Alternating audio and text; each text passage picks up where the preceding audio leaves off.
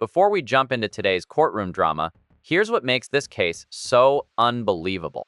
A defendant walks into a police department simply because a judge ordered him to get fingerprinted. Hours later, he's suddenly sitting in jail for nearly 2 days over what everyone keeps calling a tether violation. There's just one problem. Nobody can actually explain what that violation was. Even the judge is left flipping through reports. Deputies are struggling to find answers, and the courtroom slowly realizes that something may have gone seriously wrong. Was this just a paperwork mistake, or did a misunderstanding cost an innocent man nearly censurebot hours behind bars? Stay with us, because this hearing takes several unexpected turns, and the judge's reaction at the end is something you don't want to miss. Did you get printed the other day at Woodhaven? Yes, I did, Your Honor, because you told me to. Right. Yep. And I didn't know I had a tether violation, and they arrested me. Did you get printed the other day at Woodhaven? Yes, I did, Your Honor, because you told me to. Right. Yep. And I didn't know I had a tether violation, and they arrested me. And also, I need to pay a ticket today. Slow down. Sorry. Slow down. Let your lawyer speak. I see a warrant. I see he was picked up on a warrant while being fingerprinted out of the 3rd Circuit in Wayne County. Do you have is there a deputy right there? Yeah. Deputy, can you come back up here, please, and state and spell your name for me? My name is Officer Marquise Rigel, Marquis. Last name Rigel, Ridgell. Thank you. Mr. Elliott was picked up on a tether violation, it says, on the 4th. For the life of me, I cannot figure out what the tether violation is. I read this report here, and it says that he was over there lurking at the police department. He's being fingerprinted. I noticed the above subject tracing the location of the Woodhaven Police Department. I contacted Woodhaven Police, did verify subject was there. A detainer was emailed. I was notified the subject was at Woodhaven Police to be fingerprinted. A 3rd Circuit warrant was found and the subject was put into EMU writ status. So this has nothing to do with him.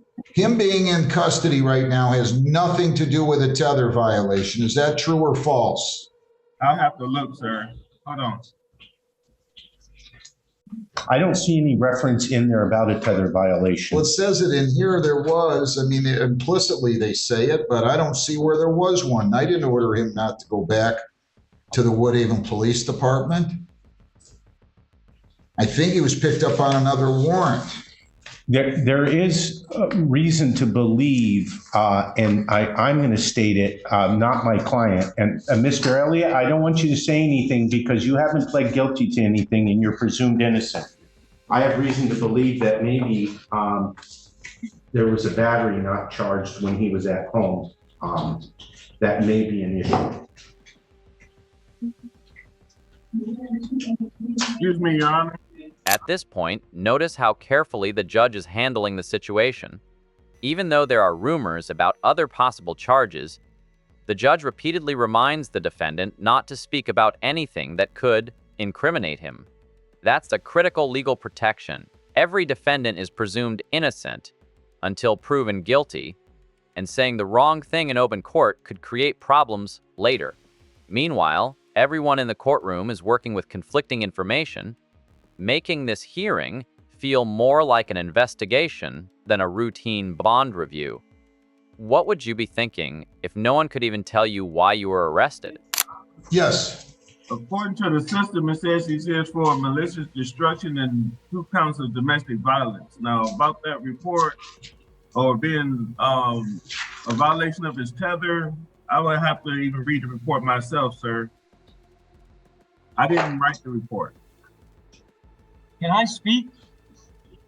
You're just, Elliot, I want to make sure you don't say anything that incriminates you because you haven't pled guilty to anything. I know I've been told 4 different things that it is. Like, I don't know what I'm That's fine. What is it that you're being told? I'm being told from the sheriffs that picked me up from the Woodhaven Police Department, it was a tether violation. Then when I first asked the Woodhaven Police Department when I first got there, they told me it was a stalking charge. I've never stalked anybody. Then now it's a malicious destruction of property, which I'm paying off. That's from another case at Woodhaven that I'm paying off. And I need to pay that ticket off today as well, which is another problem for me, but that's beyond the point. So basically, I'm very confused.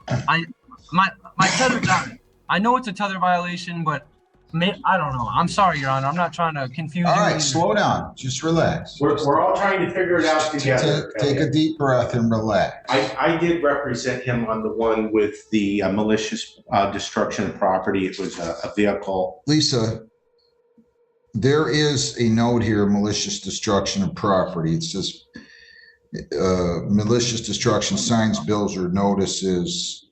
He's it on says probation. he has to Judge Hessen? Correct. Yes, I handled that file. Was he on, is he in custody on that one? I cannot figure out why this gentleman is in custody. I have a job. Mr. Elliott, I'm going to straighten it out for you, sir. Thank Okay? you. I'm really thankful. He's working 2 jobs. He's stressed because he's going to lose his job. I just lost my old job because I got locked up. All right, settle down. I'm going to help you. Okay? Assuming you need the help or assuming you're deserving of the help. This is where the hearing becomes genuinely unusual. Judges don't often openly admit they can't understand why someone is sitting in custody, Javier or Ford, yet that's exactly what's happening here. The reports don't clearly identify a tether violation, the timelines don't line up, and the defendant insists he was only following the court's previous instructions. Instead of rushing to a decision, the judge keeps digging for facts, showing exactly how important accuracy is inside a courtroom. One incorrect assumption can completely change someone's life. It doesn't look like he's on a tether for Judge Hessen's case, so there should not be a violation for that. I don't understand this. I just don't understand this.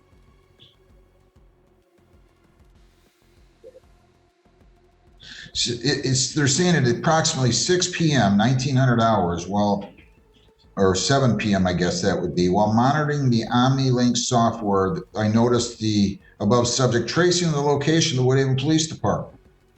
I contacted Woodhaven and did verify the subject was there. This is a sergeant from the sheriff's tether unit. The detainer was emailed that I was notified the subject was at Woodhaven to be fingerprinted. A Third Circuit warrant was found and the subject was put in the EMU writ status. So I don't know what the Third Circuit warrant's on, but that has to be the reason. But I'm just curious as to why they're putting him in front of me on a tether violation when it appears there was none. The subject was in compliance with his curfew at the time of the arrest, unless the tether violation is for violating a law, and that could have happened while he was on bond, and I ordered him not to violate a law. So I'm unclear. Do we have any other indication that this gentleman was picked up on any other case after he was in front of Judge Hessen, actually, for arraignment on February 21 of 23 and up through the present? And I see nothing. The Wayne He just County has the site only VD shows and these malicious. 2 cases. Excuse me, Your Honor. Yes. Again, this is Officer Rigel again. I just got off the phone with the coordinator, and Officer Caribas was stating that in the report, it should have said something about him violating due to police contact. Well, that could, hang on, Mr. Elliott. But nobody's telling us what the police contact is. I don't know what the Third Circuit warrant is. I'm looking at his lien. Now, granted, this one is dated March the 28th, so maybe you need to update that, Lisa. But I don't see anything on here on his criminal history indicating any other charge emanated after the February 21 of 23 incident.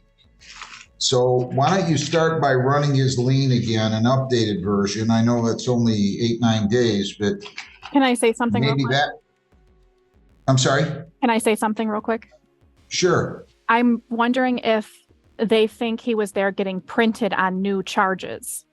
Not Well, that's Mr. Elliott, would you please stop? I ordered him that day, Deputy, to go and get printed at Woodhaven Police Department. He hadn't done it previously. I ordered him to go over there and get printed. That's why I was at the Woodhaven Police Department, because on this domestic violence case that I have, that has an offense date of January 27 of 23, for which he was arraigned on February 21 of 23, I noticed when he was in court on April the 4th that he had not been printed. So I ordered him to go over there and get printed, and I set this for a bench trial. Then they're talking about on the tether violation that he was at Woodhaven PD. And here's the twist that changes everything. I think there's been some. The judge I think there's suddenly been- remembers that he personally ordered the defendant to report to the Woodhaven Police Department for fingerprinting. In other words, the very location that supposedly triggered suspicion was actually where the defendant was legally required to be. That realization completely shifts the direction of the hearing. If that's true, then the arrest may have been based on a misunderstanding instead of an actual violation. Do you think someone should be held responsible when an administrative mistake leads to someone losing their freedom? So do I. Your Honor, I'm going to ask Wait, that. do we have any indication that he has any other case pending in Wayne County Circuit Court, the Deputy Marquez? No, sir, not that I see. None but the current stuff. Lisa, do you have any indication on anything, including the lien that you're either have run or are running or about to run, that there's any other hold? No, the lien is printing down there in the courtroom right now. And I looked on the Wayne County site. It only shows these two cases it's held on. So the problem is somebody had made an assumption, and my father used to tell me what would happen if you made an assumption, and it's not a good one. This guy's been he's been sitting in jail for 2 days. Unless there's a hold, I want him released immediately. Thank you, Judge. Okay? No tether? Well, no, he's still going to have his tether. I still want the tether on him. Wait. Yes, Judge. I want the tether on him still with the same tether conditions. And we will send those back if we need to.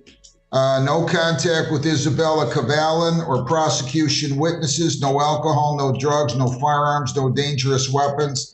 He's not to be within 2 miles of that individual's residence or place of employment, and he was not to be released until fitted with a GPS tether. So what I would like is, do you still have the tether right now, Mr. Elliott? No, they cut it off, Your Honor. So they need to get that back on him with those same conditions. And would you tell them the judge would really appreciate it if they would expedite it, since he's just spent 48 hours? Listen carefully to what the judge says here. He's making an important distinction. The defendant still has strict bond conditions and must continue wearing a GPS tether, but that doesn't justify keeping him locked up without a valid legal reason. The court is correcting the mistake while still enforcing the original release conditions. That's how the justice system is supposed to work. Protect public safety, while also protecting the rights of someone who has not been convicted. The judge's frustration over those lost Sen-Shabbat hours says a lot about how seriously the court views unnecessary detention. In jail or thereabouts, 38 hours in jail that he shouldn't have spent 38 seconds on. Yes, So- Your Honor, I'll get with my sergeant ASAP. So Lisa, let's send that back. The minimus, we'll just do an amendment and say the defendant has posted bond because he has February 28 of 23. I'll just make a note, and then you can put in the conditions to make sure they get all the conditions in here. Defendant taken into custody on April the 4th. It appears that was in error.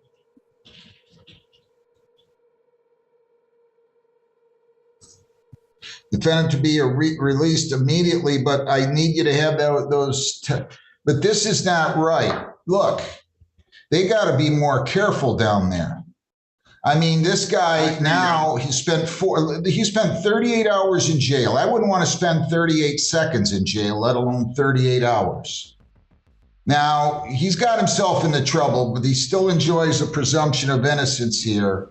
And now somebody's going to tell me they can't get the tether back on for a day or 2 or 6, and that isn't right either. So do whatever you got to do. Tell him the judge said he wants this guy fitted with the tether first and foremost right now, as soon as possible, so he can get out of there, because he should not have been in custody for the last 38 hours, as far as I can tell. Thank you, Judge. I'm gonna give my sergeant a call right now. And if they need to talk to me, they can call the court and I'll talk to them. But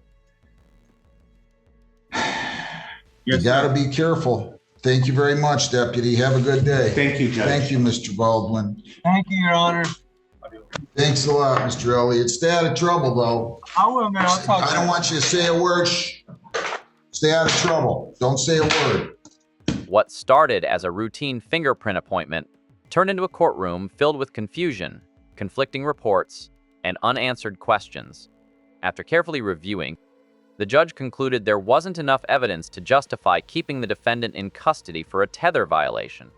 The court ordered his immediate release while restoring his original GPS tether conditions and making it clear that mistakes in communication and assumptions can have real consequences. This case is a powerful reminder that due process, accurate records, and careful judicial review are essential parts of the legal system. If you found this courtroom breakdown as surprising as we did, hit that like button. Share your thoughts in the comments. Do you think this arrest could have been prevented? And don't forget to subscribe for more unbelievable courtroom moments, legal breakdowns, and real cases every week.